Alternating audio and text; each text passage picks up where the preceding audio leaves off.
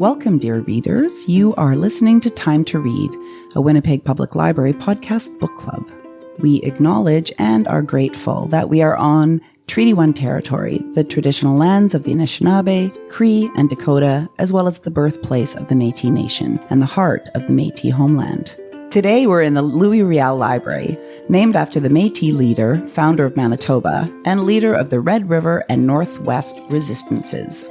We are all together again, sitting socially distanced and safe, and thrilled to be all in the same room again. Yay! I think I can speak for us all when we say that. Sure. In this episode, we will be discussing Tales of the City by Armistead Maupin, or Maupin, actually is how you pronounce it. I'm Kirsten, and I normally work at the Harvey Smith Library, and these days you might actually find me at the Louis Riel Library as one of the 8 branches that is open to the public in a very limited way. Across the table from me is... Hello, I'm Trevor, and I'm the Mrs. Madrigal of the Louis Riel Library. I'm happy to be here with my buds once again. And across the table from me is... Hi, I'm Dennis, and I normally work in the Idea Mill, and I have nothing clever to say.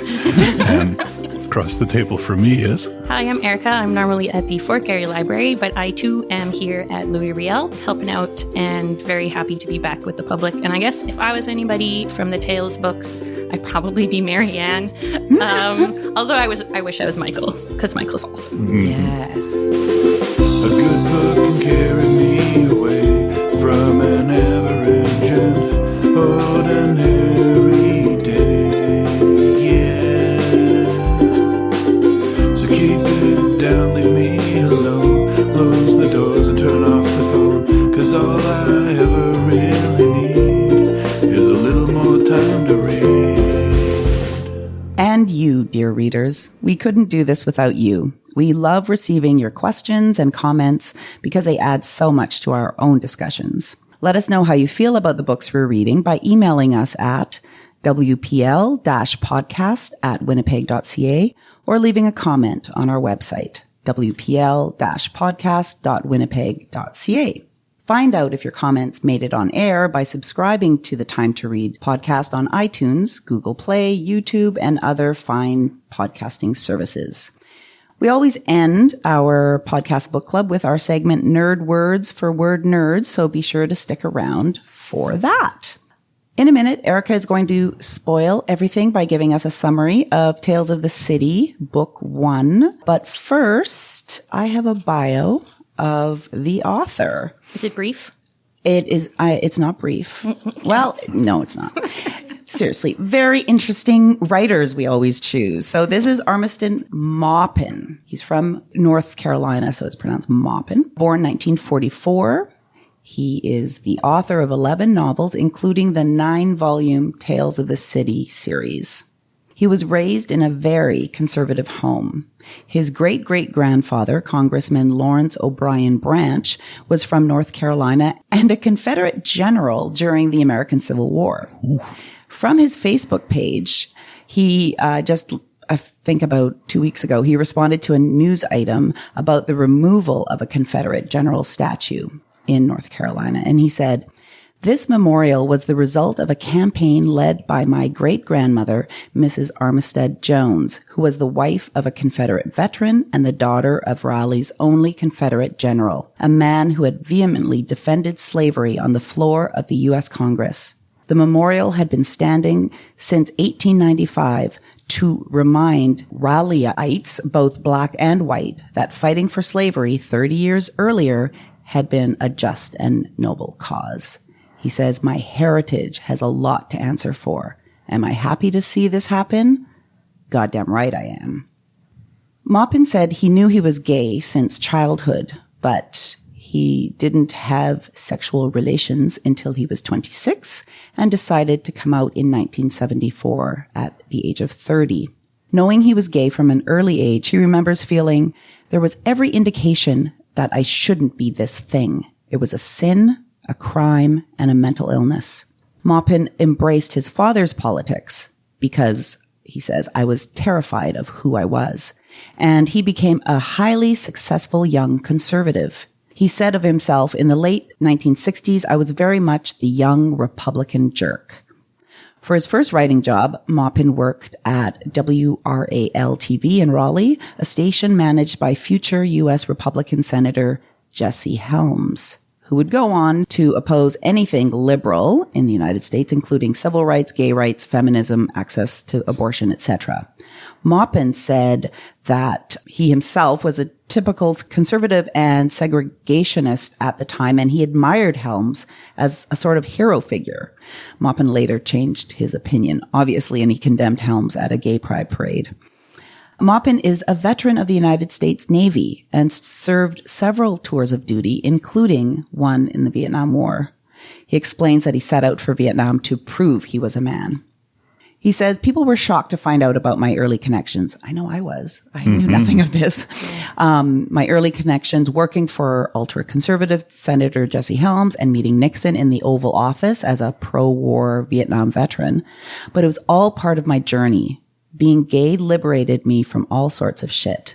It sped up the process of wisdom. He has long made a distinction between his problematic biological family and his logical family, close friends and soulmates. In 2012, Maupin was the recipient of the Lambda Literary Foundation's Pioneer Award. And that is Armistead Maupin. Does he have a biography somewhere? Like He's written? his Yes, own he memoirs? actually. It's called Logical Families. Oh, I'm gonna read I it. like that term. I like that term. Yeah.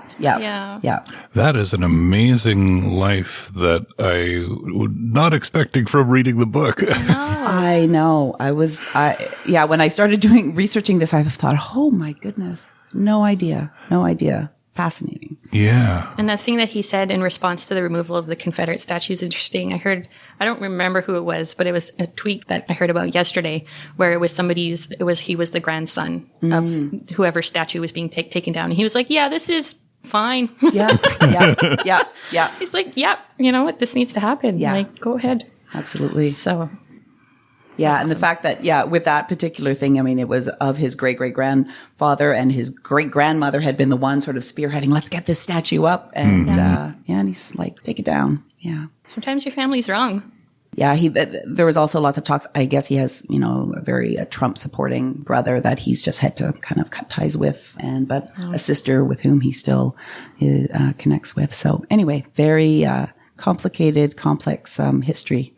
Plus, the pronunciation of his name threw me because I've been saying Maupin in my head. Mm-hmm. And it reminds me, too, of the character Beecham in the story, which, his name is spelt so you'd pronounce it Beauchamp. And it's kind of funny how that works out. That's the Southern, because, I read somewhere it was M-A-W. Yeah, Maupin. Yeah, rather than Maupin. That's what I keep saying. That's what it looks like, especially to people who live in like a French. Yeah. Francophone-ish city. Although here like we are us, in Winnipeg, and we have portage, not portage. Yeah. Right. And then the millions of ways people pronounce Lagimodiere. Oh, yes. Lagimodiere. Or Lage. Yeah, or Notre Dame. Dame. Or Lactabani. Yeah. Okay, so that was the biography of Armistead Maupin. And that wraps up the podcast for today. So we'll turn it over to Erica, who will give us a synopsis. Sure. So this has been cobbled together from a few official blurbs. I didn't really change much other than sticking them together because I like to just use the official blurbs when I like them. So this is the first novel of the beloved Tales of the City series.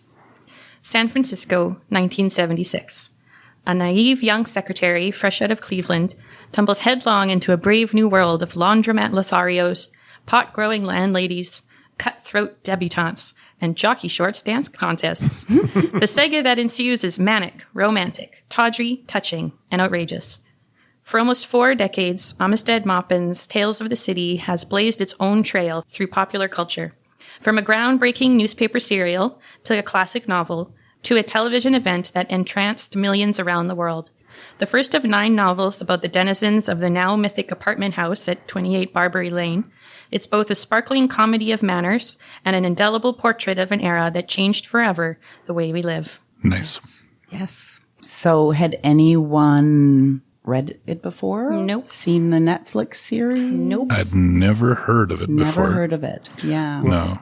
for me, like my history with this book and series goes right back to the early 90s back when they called them pages at the library. I was a page before they were shelvers. Now shelvers, when you're a shelver, you say, well, what do you do at the library? Well, you shelve. Makes sense. But I kind of like the term page. There's something kind of mysterious about it. You know what I got every time when I was a page? Yeah.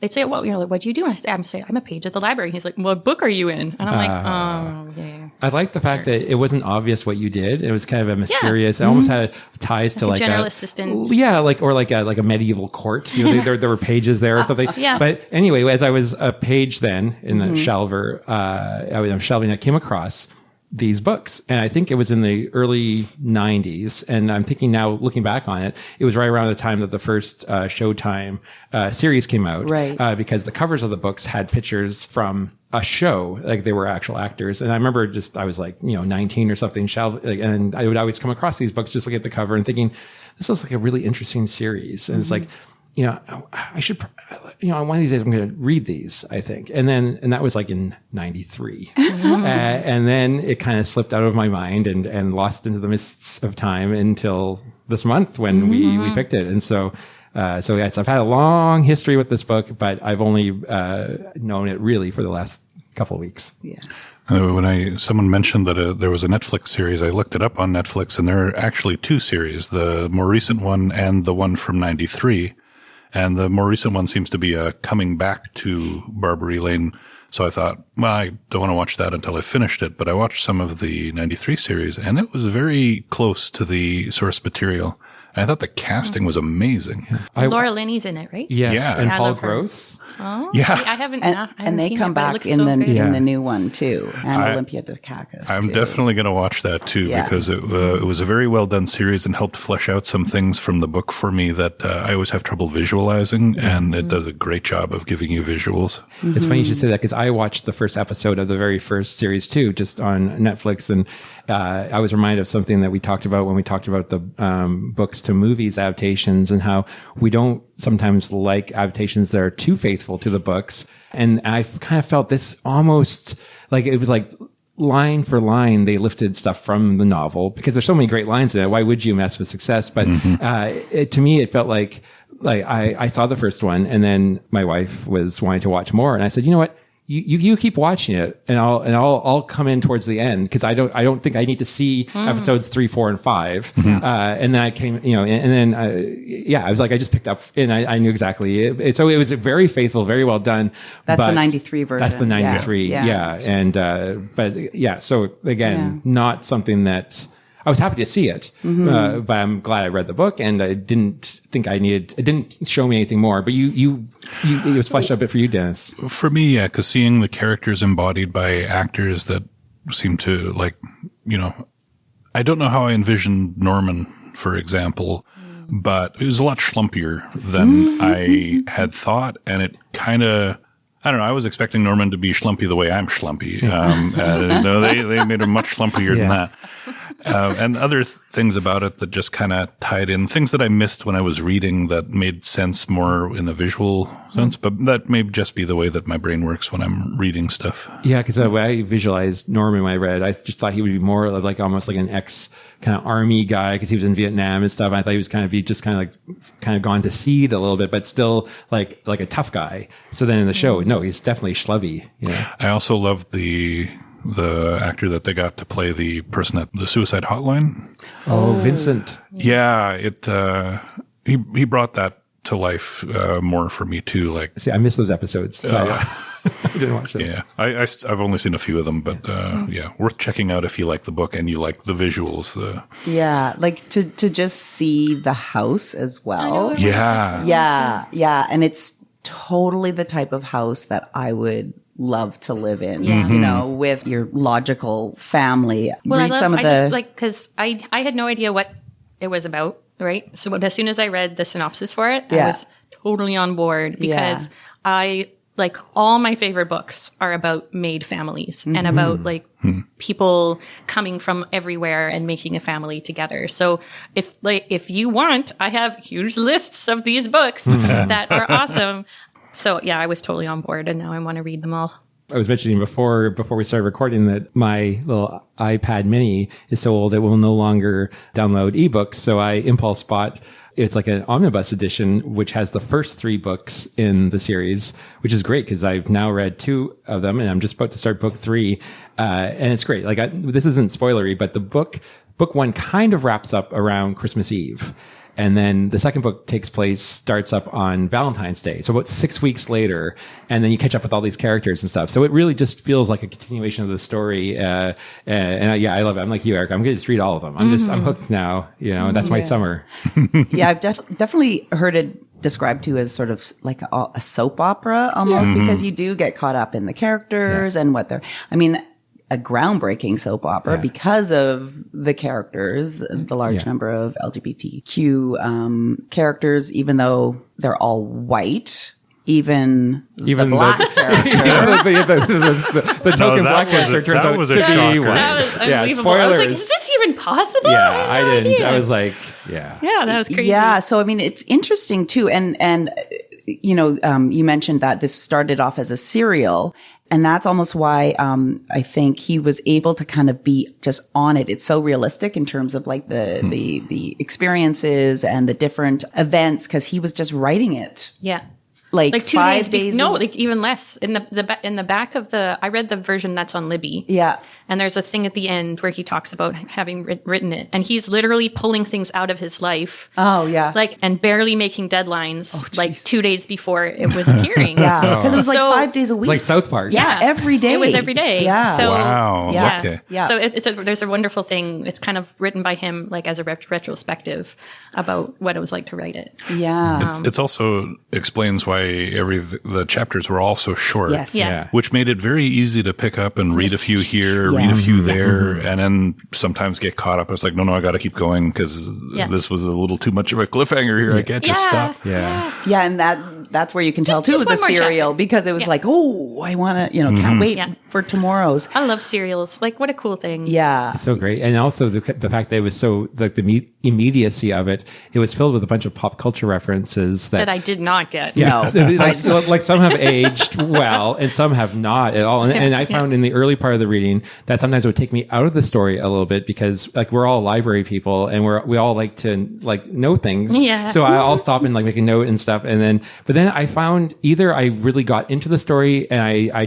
didn't let those pop culture references slow me down, or maybe there was less of them as the story went along, but it was less and less of an issue to me the further along. But like one of them, I had to look up all these ones. Like one I'm just going to mention is Bert Parks. I had no idea who he was, but when Michael's about to go off to that pants off, dance off, and then Mona says, say hi to Bert Parks for me. Well, I had to look him up. Well, Bert Parks, he hosted the Miss America pageant from 1955 to 1979. So it's almost and he's the one that made that song, Here She Comes, Miss America. See, I knew this song. And he was fired suddenly in 1979, but he had the rights to the song.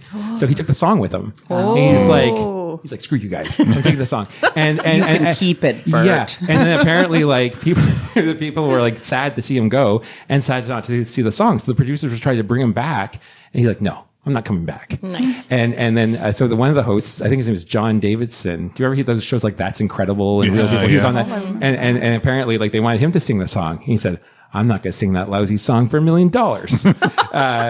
So he wouldn't sing it. But, such drama. Yeah. So anyway, that's why the pop culture references now Bert Parks. I loved it. I get to this whole rabbit hole about Miss America. Yeah. I can see that. Yeah. I just ended up like, I think just jumping over them, like, and not caring that much, but also just, the macrame or, lots of those. It's very evocative of the time. Yeah, so it just really painted so a cool. picture, right? Yeah. Well, and that's the thing, like, when you're reading this, it really captures the late 70s in a very direct way, but because so much of it is referential, like, for anyone reading contemporarily, which, that was how he was writing, he was expecting readers to read it right then. For anyone reading it right then, there's so much said in, just using a name. It's like, oh, that means a lot of different things. Oh, the way a person's dressing, they're dressed like so-and-so. And it's like, that really would have meant something at the time. And he would have saved you like 2 paragraphs of description. Yeah. But for us reading in 2020, it's like, that means nothing to me. I have no idea. I don't even know if that was a real person. Yeah. Just made up that character. person. I'm assuming it was all real people and all real references, but I don't know. Yeah. And I feel like there were a lot of subtleties that could have gotten missed there, and there were so many of them. You There's could go no way back. to go back to. Oh, you need like Yeah. an annotated one, right? Oh, An annotated like the old version so that Shakespeare's. there's- Yeah. With, so like, that the in column- marginalia. Yeah, so Yeah, that absolutely. in the Yeah. margin you can know what he's And that's talking about that's the exists nature of somewhere. pop culture, right? Like it's Yeah. kind of fleeting and ephemeral, and not a lot of it's going to be around. It's almost like you say, like reading Shakespeare. There are things that when you reading Shakespeare as like a high school student trying to figure it out, you're like, what does this mean? But when it was presented, like everyone in the audience, we were getting like the in jokes and everything, and it was like super relevant and super timely. But we read it now, and we're like, oh, this is so hard. You and miss it is- all these like double entendres and stuff like that. and that 'cause we was, don't- 400 years ago. We're only talking about 40 years ago now, and there's all these references. But Well, pop it's, culture changes like in a month. Yeah, exactly. So Yeah, I do feel though, like if you were there at the time, reading it now would be like, oh yeah. yeah. So for the purpose of capturing a time, I think it was amazing, but I just feel like, I couldn't experience all of that it had to offer. Yeah. You do feel like you're missing something. It's almost like eating a really, really delicious meal, but when you have a head cold, and you're like, it's like the texture. I can feel the This is texture. amazing. I imagine this probably tastes amazing, but I'm not getting it all. Yes. Yeah. That's kind of what it's like. Gotta eat it later. You- You'd have to read it with like Wikipedia open there. And that's what so that bogged you me can- down at the beginning. Or you need to read it with a hippie from Well, that's the true. 70s With an older friend. Yeah. who can say, oh yeah, man, that's He uses the term far out. Let a me whole lot. explain this to you. And another thing that I read about him putting this in the daily newspaper and having the content that it was for the time, his editors actually asked that he keep track of the characters in a column. So straight and gay. And because there could never be more gay than straight characters. oh really? Yeah. Wow. Yeah. It says that in that piece they that were I read. very, as well. yeah. They seemed, because he was able to write about all sorts of things. And, we only read the first book, but, I know the series was like the first that talked about the AIDS epidemic. It had the first transgender character. It had this whole Dear Mama where Michael comes out to his mom. And who happens to, this is, I think, in the second book. Yeah, I don't I'm remember that from this sorry. one. Actually, Spoiler! I know. Oh, I'm super I know. nervous I'm about a glad that he particular. comes out. I'm nervous about a particular spoiler that Kirsten is dancing around. But having said that, I actually wanted to read out that letter that Michael wrote to his mom, but I don't know. It's like a page and a bit. It's an amazing letter. Yeah. But I don't know. We I can have it always here. post it We'll on see. the show notes. Yeah, maybe. Yeah, let's do it that way. It's great. Yeah. And then two people options can of seek it thing. out if Are they you going want to to. quote from it there? Book well, 2, everybody. and So don't listen to this if you haven't read book 2. What's interesting is, so I guess like Michael, his mom is, off in Florida crusading with Anita Bryant, who, is a total like anti-gay. Another pop culture reference. I didn't get. know. I do remember that name. I love that. I just love when Michael was talking about his parents being like citrus farmers, and it's like they're always around fruits, but they didn't know I was gay or something. Like it's just like all the little one-liners, He was a Yeah, it's so great. Yeah. Great character. But what I think is super interesting with this Dear Mama letter is that it has been used as and it was used for Maupin as sort of his coming out too. And lots of men at that time were using it as their template to come out. I read an article about somebody who said, lots of people did this, including me. And I have a short It's excerpt. I mean, when I read it, I had to read it out loud to Marla. I was like, "You guys hear this letter that Michael writes to his parents?" So. This is just a short part of it, but being gay has taught me tolerance, compassion, and humility. It has shown me limitless possibilities of living. It has given me people whose passion and kindness and sensitivity have provided a constant source of strength. It has brought me into the family of man, Mama, and I like it here. I like it. Just even as I read that out, I feel like I've heard that before. Yeah. Anyway, I'm going to have to contemplate that. It's probably like seeped into other the general consciousness. things. Of the, Yeah. Sometimes a book is really influential and in ways that you don't recognize because by the time you find out what the source is, you've already heard it in different ways in different places. It's kind of like why, when you listen to the Beatles now, like for me, when I listen to the Beatles, I don't hear anything spectacular, but that's because pop music after the Beatles was so heavily influenced by them that I've heard those things 1,000 times by other artists who were inspired by them. And it kind of feels like maybe this is the type of thing that inspired so many people that by the time you find the source, I had it's a familiar. conversation like that about Tolkien with somebody. I was trying to get them to read Lord of the Rings, and they're like, oh no, but I've read all that kind of stuff before. And I'm like, okay, but this was the first one. Yeah. So no, you haven't. And let the record reflect, I actually have a little note in my book where the letter starts. So I actually have it marked. So it's definitely, I recommend people reading it because it's probably one of the best things I've read in a long time. That thing you were saying too about how we had to keep track of how many characters were gay and how many were straight, a quota. It reminded, just relevant to what's happened recently. Did you see that video from Hal Johnson of Body Break? Yeah. Where he was talking about why they made Body Break the way they did. And one of the reasons was when he tried to get a job at TSN as a sportscaster, and he got hired, but then he got fired a few hours later because the management said, well, we already have a black reporter, and they didn't want two. So it's a thing. It's a big thing. Yeah. It's kind of amazing how many stories like that are coming out right now. Yeah, on social media and elsewhere. I did want to actually just sort of reference the spoiler that comes up in book 2. I'm not going to say who, but I did just say that there is a character that it's revealed that they are transgender. And so it was the first transgender character. And so that was very groundbreaking of the time. Is it one of the characters we've already met?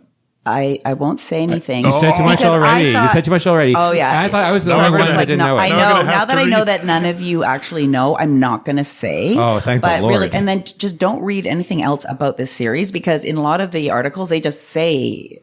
They talk about it. Does it come up in the 2019 Netflix thing? Oh, yeah. Okay, so now I have to read the whole rest of the series before I watch it. And here's just a little blurb, is if you do read the second book, there is a cannibalistic Episcopalian death cult. That's not going to draw you into the next book. Well, that and the reveal, right? Yeah.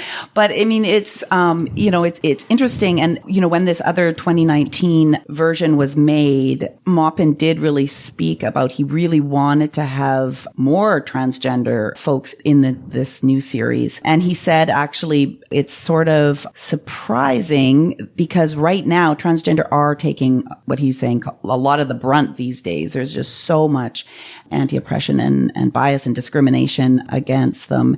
And he says, that's sort of ironic because it was the trans folks at Compton's cafeteria and at Stonewall who sort of, threw the first brick and began a lot of this, a lot of these changes in society, although the changes are so slow to come. And he was saying it's high time that we got around to taking up the fight for our trans brothers and sisters. Mm-hmm. And I think it's a really, really good reminder because we have been hearing so much anti-trans talk, and some of it is a lack of education, a lack of knowledge. Some of it is just total discrimination and bias, but, and it's steeped in our institutions, in our own institution. And so there's a lot of really important learning that we need to do to, first of all, to recognize it and then to stop the discrimination, things like misgendering. I know it's super confusing. I think sometimes for folks, they're like, well, what if I don't know? I don't want to make a mistake. Well, just don't gender people, Well, exactly. You don't have to say sir. You don't have to say ma'am. and use they, the I kind of wish we pronoun. could skip ahead because, we're like right now we're in this place where even those of us who want to try really hard to be inclusive feel a little awkward about it using gender neutral pronouns and stuff. But like, say, even in my own life, I've had 2 people in the last year come out as non-binary. And so even then, like, I'm just talking about them with my husband and I'm not sure how to refer to them. Right. And sometimes they'll tell you what they prefer. But then also, how do you refer to them when, like, say, like 5 years ago when they weren't out, right, and they were still presenting as a woman or as a man or whoever it was. So it's really hard. But like, as hard as it is for us, Yes. that doesn't really matter. Exactly. Ultimately, Yeah. that's our problem. Yeah. Because they are just trying to be who they are, and it's really amazing every time somebody comes out like that. The first few times you see them, it's kind of like awkward or whatever. But it also, like, it makes, well, at least for me, it makes me think more about who I am and what kind of parts of myself I am hiding. And would it be so bad for me to be myself or feel like I could be myself, even if other people don't like it or if it makes them uncomfortable until they get used to it. So Right. it's, I mean, like a lot of growth, it can be painful or weird, but you have to keep growing. And I mean, I've read so much about how something like misgendering is really seen, like Laverne Cox said this. She's the actor from Orange is the New Black. And She also played Dr. Frankenfurter in the live Rocky Horror Picture Show. Okay. The first trans Amazing. actor that actually played the trans, like the Tim Curry character. well, and because she really speaks about the whole act of misgendering as being a violent act. And so all of these microaggressions that sort of keep piling up, it really can be felt as a violent act. So I think it's, anyway, we've just seen this in the news lately and in our own city with attacks, on a trans woman in the mall. And, so I think this is, I just really wanted to just bring it up and speak of it and acknowledge, I guess we often acknowledge that we are, well, certainly 4 white people sitting around the table. I know I'm cisgender, but, perhaps, but we don't necessarily speak, and can't speak for or from that perspective. But I know I'm really committed to learning more and more and more. Yeah. And I find that I actually just use the they pronoun quite often now. Just generally. Just do that. I know it was very strange for me when that became a thing first, because it just sort of like grammatically, I'm like, oh, does that work? And then after it's a getting used to phase. And then I'm like, yeah, okay, now I can use that without me tripping up over it too much. Yeah. But you're right. It's there's going to be a learning curve, and we being respectful and making sure that we provide safe spaces. And that's what's nice about 28 Barbary Lane is that it felt like a safe space for all these people with all of their backgrounds. They're able to come. And one of my favorite lines is when Marianne moves in and she says, Mrs. Madrigal, do you object to pets? She's like, my dear, I don't object to anything. And I was like, I want to be magical. And so just to I have want a something magical, like so you can be my magical. Yeah. Can we talk about the characters for a bit? Because there were so many great characters. Oh my gosh. The thing that got me about Mrs. Madrigal was she had a past. She didn't want you to know what the past was, but she did want you to know she had it. Yeah. She was constantly alluding to it, but not letting you know what it was because she wanted you to wonder. And then, that was part of what made the climax so dangerous and startling. It's like, oh, here it is. Yeah. Here's the thing. And she's a murderer. Well, we don't know because Marianne burned it without reading it. Yeah. I mean, that's quite a testament to Marianne's loyalty to Mrs. Madrigal that, wouldn't you accidentally glance at a few lines? As you're placing it in the fire. But no, she's like, don't. Yeah. And it's like, wow. And that was quite, and I guess you're not going to spoil whether that comes up in book 2 or not. I can't say. We also thought about because they said Anna Madrigal was an anagram, so I thought of trying to play with that. I'm like, no, I'm just gonna let it be. I will say that the anagram is revealed in book 2. Okay, but I'm not saying anything else. I've said too much. Okay. You're the one that said I love a good name anagram. Gonna have to read book 2. Yeah. And Michael, now that, after hearing the biography, it kind of feels like Michael is maybe a bit of an analog for the author or derives a lot from him because of the, the backstory, being a virgin essentially until adulthood, not showing any interest in that as a young person. Because Michael was an awesome character. Yeah. With a great name. Michael Tolliver is an amazing name. Yeah. I love a good name. But I just loved how friendly and he was a good friend to the people around him. Everybody's friend. He just wants to be loved. Yeah, even like his very first appearance in the Safeway, where he's there. It's so great.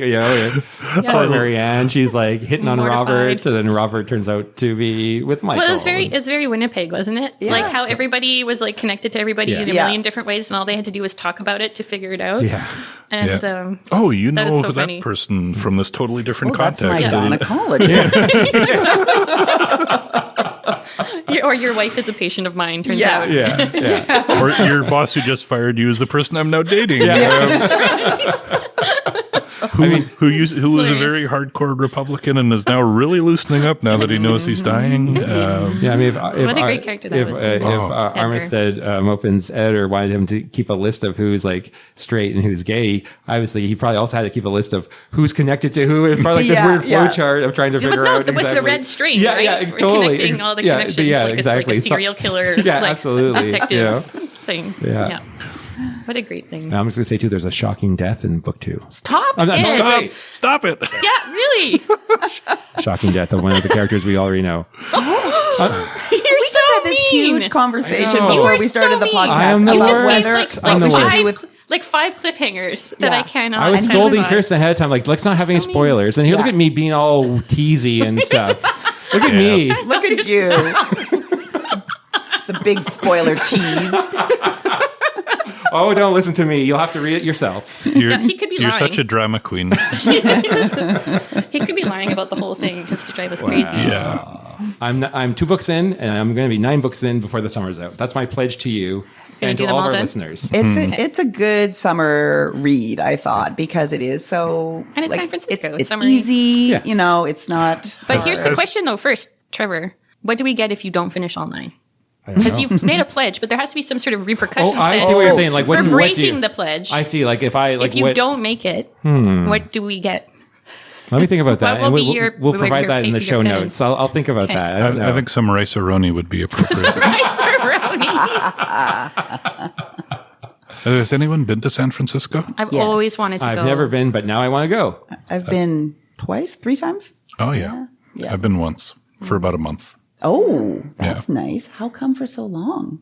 He can't For say. a reason that I am not going to reveal, and I'm going to keep deliberately mysterious. It's his mysterious past. I like It's it, his I like it. mysterious past. But here's a funny story out of that. My wife and I went there for a specific reason, which I'm not mentioning. Smart. So we were not there because of the place or the time. So we weren't really paying attention to a lot of that. We did try to see some sights because you're in San Francisco. Why not? But we were so oblivious to the place and time. This was 2008 in early November. And one night we're in our hotel in the Tenderloin, like our North End. It's a very rundown area with most of the homeless people are around. So it's kind of a rough spot, but near the heart of the city, right? A really interesting place. And all of a sudden we heard shouting, really, really loud shouting. And that shouting was, Obama won! Obama won! Obama won! And it continued. It was election night. my God. We were just out of the loop. And all of a sudden, the shouting, I've never seen this in my life. And we went out onto the street and people were streaming to a big square where a lot of political rallies and other things happen there.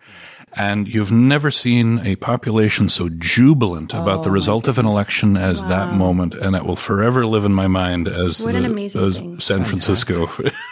What an experience. I had a negative version of that, of like being in a place at a time. We were taking our honeymoon in April 2010, and part of our gift from some family members was a short cruise out of New Orleans. So we were in the Gulf of Mexico when the oil rig exploded. And not really in communication. So all we really could tell was it got very cloudy and like hazy smoky. And they, at the end of the thing, they had to book it back to New Orleans. And so it was a choppy overnight. Because if they didn't make it before the oil spill on the fire. So, but at the time, like, you're just like, whatever. Yeah. Like, you don't know. You don't know what's going on. Yeah. Yeah. And you've never been there. You don't know what the weather's supposed to be. And like, and you're like recovering from the like trauma of having a wedding. And like, you know what I mean?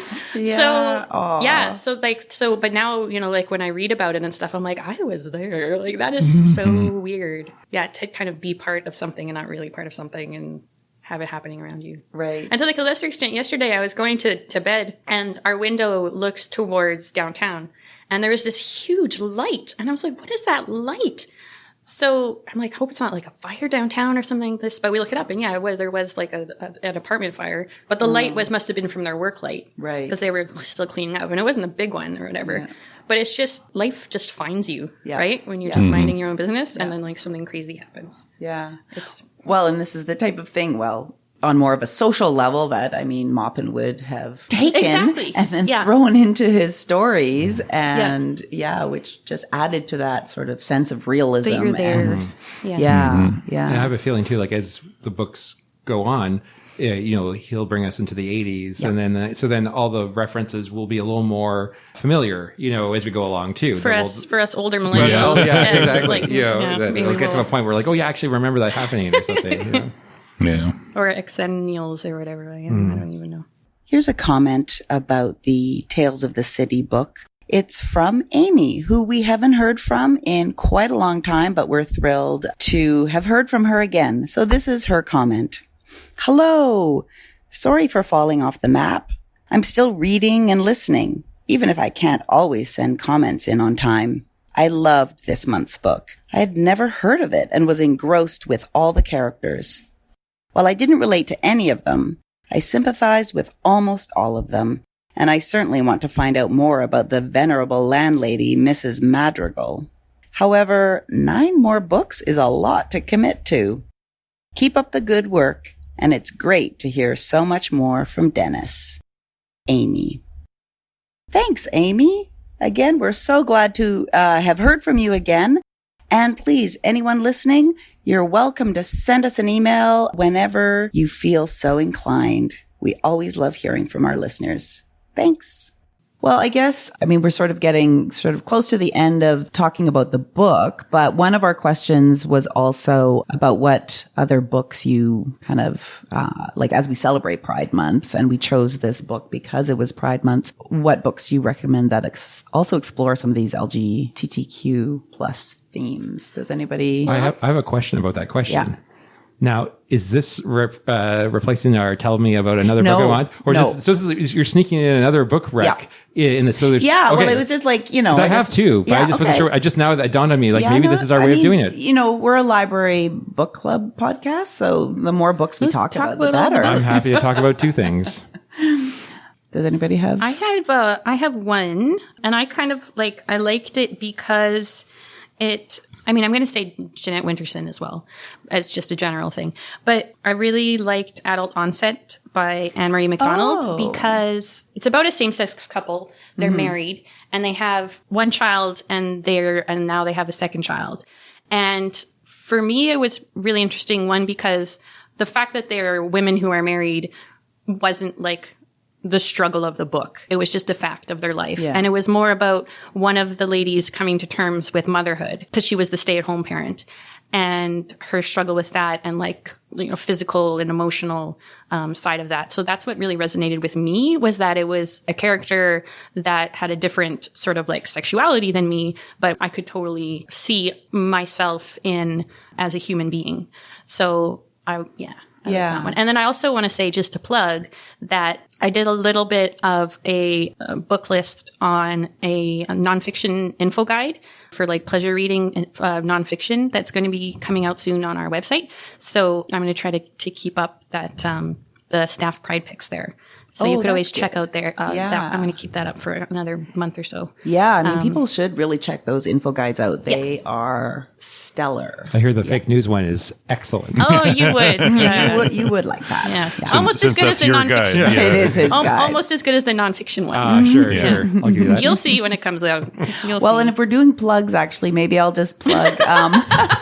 I'm not doing an info guide actually, but just in terms of like recommendations of books that are exploring sort of queer themes.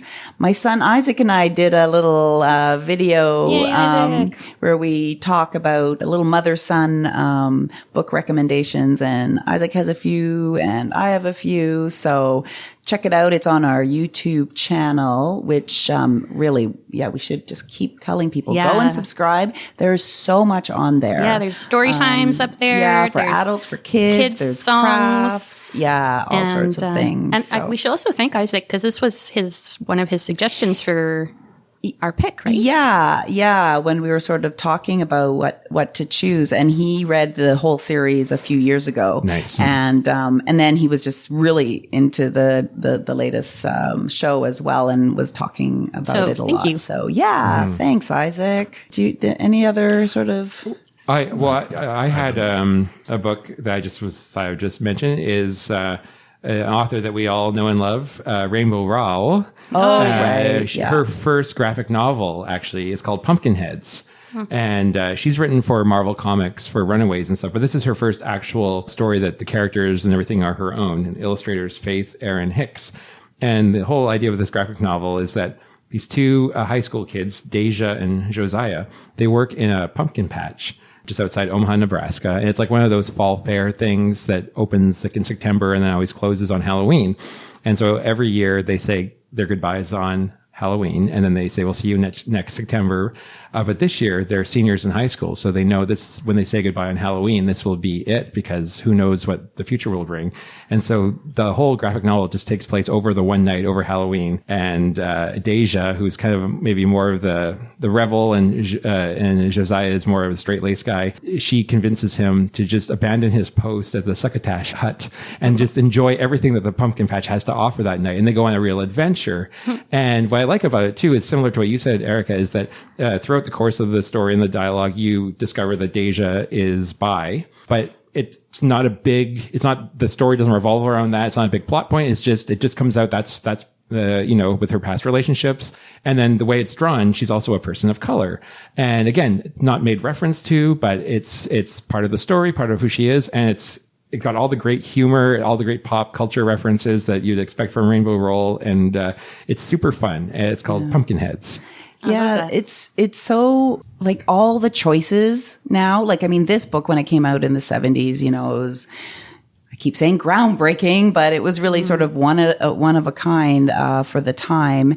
And now we have so many choices. And Isaac's dad is gay, came out, and so as Isaac was little, my mom was trying to find books that could sort of talk to Isaac about his gay dad, and there really wasn't a lot out there. Isaac's 23 now, and there are so many children's books, young adult graphic novels, like all sorts. But I just remember my mom could only find Daddy's Roommate, the book. I don't know if you've seen it. And it's just, I mean, it was groundbreaking for the time too, but it was just so sort of stereotypical, I remember reading it almost used like clip art. Like it was kind of like it wasn't. Yeah. And the singing show tunes around the piano and things. But so it's kind of amazing, like in sort of really 20 years or like less, just how much there is available. And if you are wanting to search for those books as well, if you go to the catalog and you just put in LGBTQ, that will bring up all of our queer books in the catalog. So it makes it sort of, easy to find. All right. So I would say we all enjoyed this book. Yeah. Oh, yeah. Oh, yeah. Oh, Excellent. yeah. Oh, yeah. So maybe, I want to go to there. Yes. Oh, my gosh. Yeah. I want to live with Michael. And But the just, street like, doesn't exist. No, But I want to go to there. There is a street called Macondray Lane in San Francisco, which was the basis for Barbary Lane. And let me tell you, I visited it on Google Street View. Of course you did. Of course you did. And how did it look? It's great. It looks exactly. I kind of made a mistake as I went down like a back lane first, and it would just all look like garbage cans. And I was saying to Mara, I was like, "This, like, what? This is what it looks like." And she goes, "Well, you're reading about something how it was in the '70s. Maybe this is how it looks Maybe they're just now." And I was garbage cans now. crushed. And I realized I was like a street over. And then I got down the proper street, and it looks exactly how you imagine. And it's Yay. great. So I encourage everyone to look for Macondray Lane, Macondray Lane in San Francisco, Google Street View, and just take. It's only a 2-block little lane. Just stroll up and down a couple of times. You'll get the experience of a woman that doesn't have any legs, as you know, because of the way the Google Street View works. And then you turn around and look, and thankfully the legs are there. But if you're looking for a bit of excitement, you just go right down there and right back up, and legs one way, no legs the other. Oh, Google Street View. Okay. Well, this brings us now to our actual book recommendation section of our podcast book club. Tell me a book that you might also like if you liked this, or tell me a book you maybe also read after you read this one. Erica? Yeah, I would love to go first. When I was reading it, the author that it most reminded me of was Alexander McCall Smith. Not for any sort of LGBTQ plus content, unfortunately, but in the type of story that it was and the way that it was written and the way that it kind of flows. So I would like to recommend 44 Scotland Street by Alexander McCall Smith. I had first read McCall Smith when I picked up the #1 Ladies Detective Agency, which might be the one that he's most known for. And that's the first book in a series that I adore and which I will be forever grateful for because it introduced me to red bush tea, which I drink every night.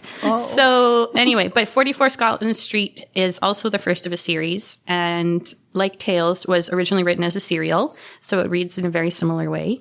And it's about 20-year-old Pat, who rents a room from handsome and cocky Bruce, and she inherits some delightfully colorful neighbors, Domenica, an insightful and eccentric widow, Bertie, a 5-year-old who's mastered both saxophone and Italian, and Irene, his overbearing mother. Pat's new job at a gallery seems easy enough, I guess kind of like Marianne's. Her boss spends most of his time drinking coffee in a local cafe and discussing matters great and small, and Pat's duties are light. That is until she realizes that one of their many paintings may be an undiscovered work of a renowned Scottish artist, and she discovers that one of their customers may be in on the secret. Add to this a fancy ball, love triangles, and an encounter with a famous crime writer, and you have Alexander McCall Smith's entertaining and humorous portrait of Edinburgh society. So That's a great recommendation. I think you'll like it. Yeah. So I'll go next. Sure. If you enjoyed the story of a group of quirky, diverse individuals that managed to be a kind of family, but wish it had been set in space. Because who doesn't? Space makes everything better. I do. Makes Of course everything you better. do. My favorite book of all time is about that. Yeah. But you might also enjoy The Long Way to a Small Angry Planet My favorite book of all time. by Becky Chambers. Thank you. That's This is one that we have covered before on the podcast, so you can go back into our archives and listen. So I'll keep the description short. It's a story that follows the adventures of the crew of a tunneling ship named Wayfarer as it travels a long way for a particular mission. The characters are all interesting, diverse, and their development is a joy to follow. Yay. Wasn't it I also? didn't even think of that, but yes, that It's is a an excellent space soap opera. Yeah, sure. right? Too, Yeah. So, yeah. Yeah, it's much more about the characters than about the adventure. Yes. And There's a same-sex couple in there, and the author. And non-binary too. Yeah, Yeah. and not Yeah. an interspecies relationship Well, yeah, as like, well. Yeah. Which is not really what we're talking about today, but still. yeah, It's it's got love is love. a lot That's to offer, right. and it's a Yeah. fun read. Yeah. Plus Dr. Chef. 'Cause, Yes. Yeah. like, Dr. Chef is And the a couple best. other books in that series, which are totally different in tone and structure, but also excellent. Yeah. Yeah. So, well, if you were like me and you were reading Tales of the City and you said to yourself, where are the show tunes? Then let me recommend Rent Broadway musical by Jonathan Larson. Rent tells the story of a group of impoverished artists, many who identify with the LGBTQ community. But instead of Russian Hill in San Francisco, they live in Lower Manhattan's East Village in the shadow of HIV and AIDS in the 80s. The story behind the musical is quite interesting in that the composer, Jonathan Larson, died of a heart attack the night before its off-Broadway opening in 1996. And posthumously, he won 3 Tony Awards and the Pulitzer Prize for drama for Rent. It's based loosely on Puccini's opera La Bohème. And it was made into a movie in 2005 with the original Broadway cast, with the exception of the actor that played Mimi. She couldn't return, so they got Rosario Dawson to play her. And then when it had its last Broadway performance in 2008, it was live streamed in movie theaters. And guess where this guy was? In a movie theater. I also have it on DVD in the movie. And I love it. I mean, it's a musical that I think maybe has to grow on you. Like the first couple of times I heard it, the songs aren't like super catchy right away. But if you listen to it, it's some really, really great moments. And again, it's a family made up of, it's a logical family, not a biological family. All these characters interrelated, and it's fantastic. So I recommend Rent by Jonathan Larson. Nice. Yeah. Some good recommendations. Okay, my recommendation is for Vivek Shraya. I will have one book of theirs, but I just want to recommend Vivek Shraya. So she is a transgender, queer person of color. She's a writer. She's a musician. She's a filmmaker. She's also assistant prof at U of C's creative writing program. So she tackles a lot of these kind of issues, but current. So very, very prolific. She has also written a graphic novel called Death Threat, which is it's about what it sounds like. She's written a collection of essays, I'm Afraid of Men, also very much drawing on sort of the realism of... That's on my book list. Okay, yeah, it's very good. She's written some short stories about life as a child of Indian immigrants in Canada called God Loves Hair. She's written a YA novel that interweaves a story of Hindu deities with a queer boy growing up in Canada called She of the Mountains. She's written a children's book, The Boy in the Bindi, about a boy who's obsessed with his mother's bindi and then the experiences that he has when he wears one. And then her latest, it's called Subtweet. It's about friendship and social media. And I saw her do this virtual release of the book, and I was just super intrigued by the whole premise where because she really wanted to write about not the idea of falling in love, because everyone writes about that, but falling in friendship, which can be just as captivating. So I loved that. But my recommendation is her book of poetry called Even This Page is White, which explores racism and colonialism in Canada, living as a person of color in this white-dominated space. And then plus then that intersectionality that occurs when you're also living as a cisgender queer person. So, and I always just love to recommend some poetry. So, and it's very accessible but everything that she's written really, really strong. And I encourage everybody to read Vivek Shraya. Yay. All right. Okay. Yes. I can't just rest back because I am the host today. So that was excellent. Now we are going to go into our last segment called Nerd Word for Word Nerds, which doesn't have to have anything to do with the book, just whatever's been, what are we supposed to say? Tickling your tongue this past month. Trevor, what's been tickling your tongue? I don't think that was in the script, but I'm happy to go first. I know, wasn't it? Go for it. My nerd word is Kintsugi. It's a Japanese word, and it's the art of repairing broken pottery with lacquer mixed with powdered gold, silver, or platinum. So if you've ever seen like a piece of pottery that's been reassembled and all the cracks have gold or silver in it.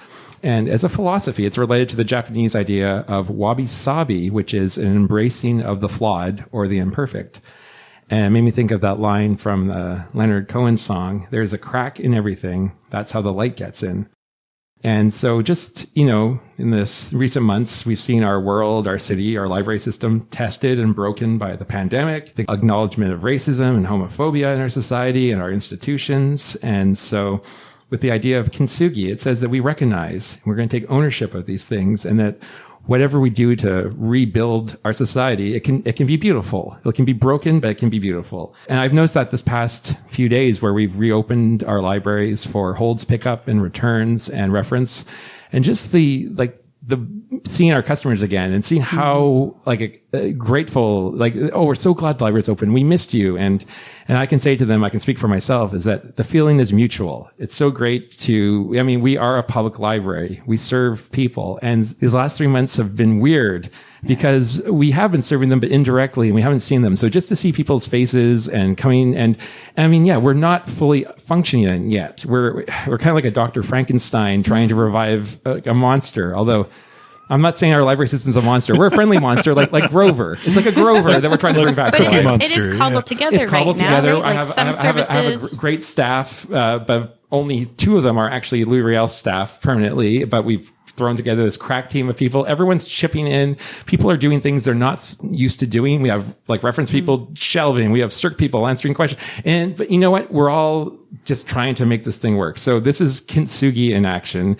And also I'm just going to plug a Death Cab for Cutie album called Kintsugi, which was named after one of the founding members, Chris Walla, left the band. And then, the last album they did was called Kintsugi because it was the idea that they're broken, but they can still be beautiful. Uh-huh. Kintsugi. Wow. Very well done. I've always liked that concept because I too believe in flaws having beauty. Yeah. And I like the fact that it's broken, but you don't hide the fact that you've put it together again.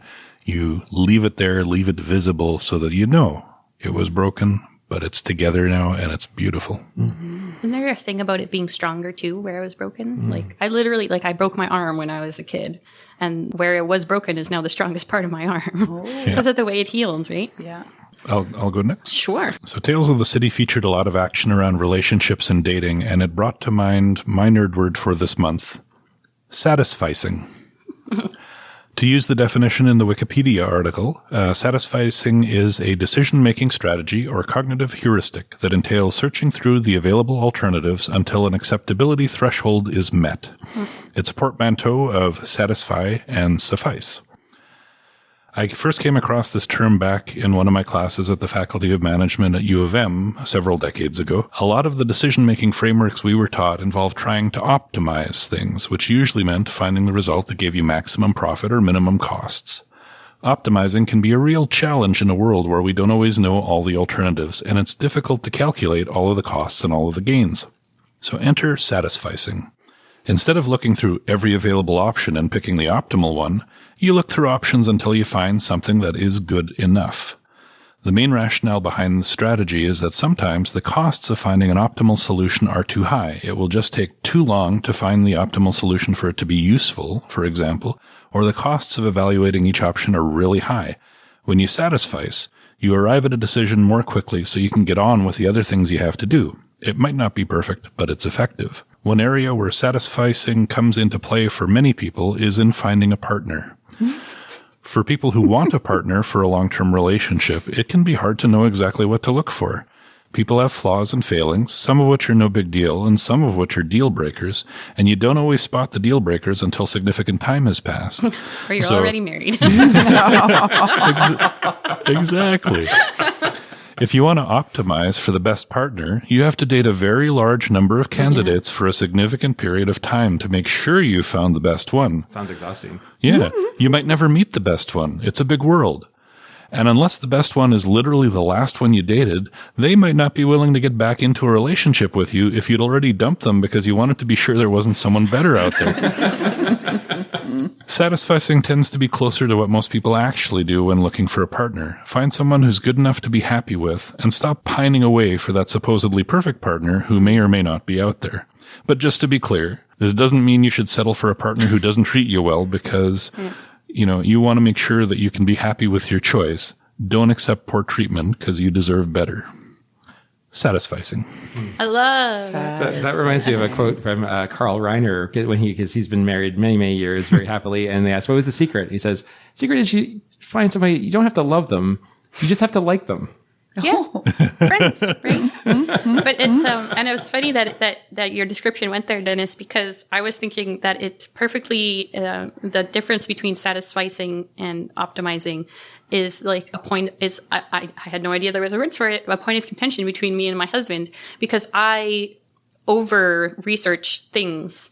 And if we think, like he thinks that we've made a decision about like something to purchase or something like that. And then the next day I'll be like, okay, but what about this? Right? Because I need to know that what we're doing is like going to be the right thing to do. And he's like, but we already decided. Yeah. So, cause he's just like, let's just move on with our lives. Yeah. There's so many other things we could be talking about. There's another decision to be made. That's a push and pull in our relationship already.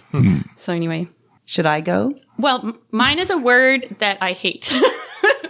So it just depends if you want to end on a like Erica's being driven crazy by a word again, or if you want to end on your. You go ahead. Okay. I'll go this. So every once in a while, I'm going to do this, and like, okay, I get it, but my word is unprecedented. Unprecedented has been driving me crazy because it is absolutely everywhere, and all of a sudden, and so Cambridge Dictionary says unprecedented means never having happened or existed in the past. So to me, it's one of those ambiguous words like incomparable. And I think that maybe people aren't quite using it the way that they mean it. Like there's an ad for incomparable pizza. And it drives me crazy because that is like, does that mean it's good or bad? Right? It could be incomparably terrible. I'm not sure what they're trying to say by incomparable. Just like, I'm not always sure what you mean by unprecedented. Is there a crust? Is there sauce? Yeah, then you can compare it. Yeah. Like, and same thing. It's like there's lots of things that are unprecedented. Like, yes, we are living through unprecedented times, whatever that means. But that's pretty much true of every time because things are constantly changing and constantly new, especially with our like unbelievable speed of technological advancements and stuff like that. So in that way, it kind of is one of those meaningless words like that other one that drives me crazy that we talk about sometimes. But it's also it's also being used in ways that are kind of vague in what it's meaning, but it's also carrying all kinds of other connotations. Like sometimes people use it to mean this is also new. Right? Like everybody's trying to work from home or go to school at home. Or sometimes they're trying to say it's very uncertain. Like we don't know how to be safe. We don't know how to go about our daily lives anymore. And sometimes they mean they have no idea what's happening even or how to react or feel to it. And so they're grabbing onto this word unprecedented, which I feel is not really up to the task of what people are trying to say or convey. Yeah, so whichever way they mean it, unprecedented seems to be the word that many people are grabbing onto and clinging onto for, as it were, dear life, if you'll excuse the expression. Unprecedented. I could be very happy not to hear that anymore. Kind of agree. I think I was saying that even like 2 months ago. Yes. Stop with unprecedented. There must be another word. Yeah. I feel that was an unprecedented nerd word. So. Never been done before. Never been done before. Breathe. That's good advice for me at this very moment. That's I got all worked up word. about unprecedented. Okay. Breathe. To take in air into the lungs and then expel it, especially as a regular physiological process. To be alive, remain living, to pause and rest before continuing, to feel free of restraint, like having room to breathe. So my son Isaac is working from home and he's a writer and he has 2 sticky notes taped on the window just above his computer where he works. And the one says, drink water. And one says, breathe. And it seems weird we have to remind ourselves to just breathe. And I'm reminding myself of that a lot lately. I'm reminding friends and family members to just breathe.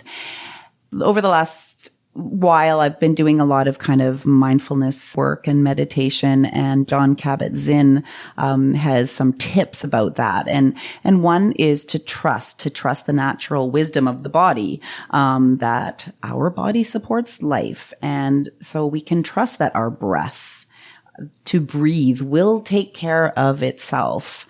We trust that the breath comes in and the breath goes out. And then we can also then remember that our body, we are trustworthy. And not just that, but our mind and heart are to be trusted as well. And then this also relates to sort of another issue that I am really working hard on. And that's about the idea of letting go, to be and just let things be as they are. And he uses this really good example of when you breathe, every time you take a breath, you have to also let it go in order to take in that next breath. And it's a natural part of life to receive and then release. So breathe. I'm super relaxed right now. I'm super emotional right now. Like we're all together again and we're talking about our feelings. I know. And it's just like, oh my gosh. Okay, well, so with that ends this episode of Group therapy. Of Time to Read, your monthly therapy and podcast book club. Our next book is Charcoal Joe by Walter Mosley. So keep an eye on our social media, Instagram and our Facebook group, where we will post questions about the book about a week or so before we record. And we definitely want to hear from you. We want your opinions so that we can talk about them. You can also get in on the conversation by emailing us at wpl-podcast@winnipeg.ca. And if you have any books that you would like to recommend, we'd love to know those as well. We would also love it if you'd hit subscribe in iTunes or your favorite podcast service. And please tell all your friends and families about us as well. And I think I'll just mention this again. Please check out our Winnipeg Public Library YouTube channel because we also exist there. And there are so many other fabulous things that Winnipeg Public Library staff have been uploading to that YouTube channel, including book recommendations, gardening videos, stories, deep dives into some of our databases as well. So until next time, make sure you find Time to read. Yay!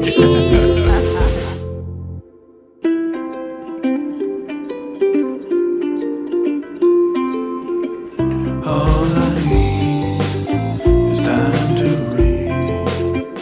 All I need is time to read.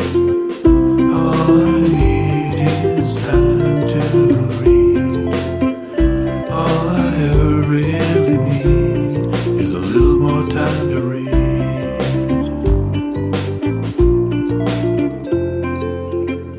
Dan and I were just having a side you're conversation about you were, something like, unrelated. about men. About men stuff. Yeah. About Walter Mosley. Yeah. And like You remember- hard-boiled detective stuff that men like to talk about. Drywall and beer and Walter Mosley. We were starting to talk about drywall and barbecuing.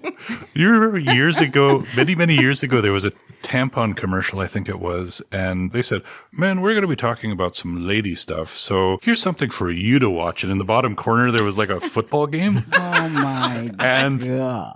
And what's hilarious is it always worked on me because I didn't know what the subject of the commercial was for years because Your eyes just went to the football. and I was trying too. I was like, no, this time I'm going to watch the commercial because they're distracting me and I don't like it. And then, but the thing is, the football game had like a touchdown throw So in it was it. actually And super every time that exciting. happened, I'm like, what? What did I miss? And I'm watching it. It's like, I've seen this 50 times, right? But I felt like such a puppet. Oh, it's like a dog. Totally A dog manipulated when by a the squirrel goes marketers. by, right? Yeah. Oh, you're a Madison man. I'm Avenue. not even a big sports fan. I I don't was watch gonna say. football. It's primal. It's a primal. It's like Charlie There's a Brown. box. You think one of these times the guy's not going to make the catch, and you want to make sure you see it.